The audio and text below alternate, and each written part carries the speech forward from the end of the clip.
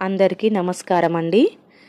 భూలోక వైకుంఠంగా పేరుగాంచిన తిరుమల క్షేత్రాన్ని ఆదివరాహ క్షేత్రం అని కూడా పిలుస్తారు. అంతేకాకుండా శ్రీవారి కంటే ముందుగానే పుష్కరిణికి పక్కనే ఉన్న శ్రీ లక్ష్మీ నరసింహస్వామి వారి ఆలయాన్ని ముందుగా దర్శనం చేసుకుంటారు. అలా ఎందుకు చేస్తారనేది ఈ వీడియోలో తెలుసుకుందాం. పద్మావతి అమ్మవారిని పరిణయం ఆడటానికి మునిపే శ్రీనివాసుడు తిరుమల చేరుకుని వకులామాత ఆశ్రమంలో నివాసం ఉంటాడు.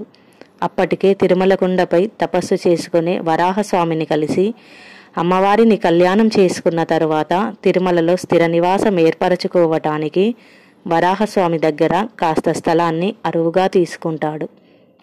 అప్పటి వరకు వరాహస్వామి సొంతమైన తిరుమల శిఖరంపై 100 అడుగుల స్థలాన్ని బహుమతిగా ఇస్తాడు. దానికి బదులుగా శ్రీనివాసుడు తన దర్శనానికి వచ్చిన భక్తులు ముందుగా వరాహస్వామిని దర్శించుకునేలా చూస్తానని మాట ఇస్తాడు. అందుకే తిరుమల క్షేత్రంలో వెలసిన తొలి దైవం వరాహస్వామి కాబట్టి వెంకటాచల క్షేత్రం వరాహ క్షేత్రంగా కూడా ప్రసిద్ధికెక్కింది. శ్రీవారి ఆలయ పుష్కరిణికి వాయువ్య మూలలో తూర్పు ముఖంగా శ్రీ వరాహస్వామి ఆలయం ఉంటుంది.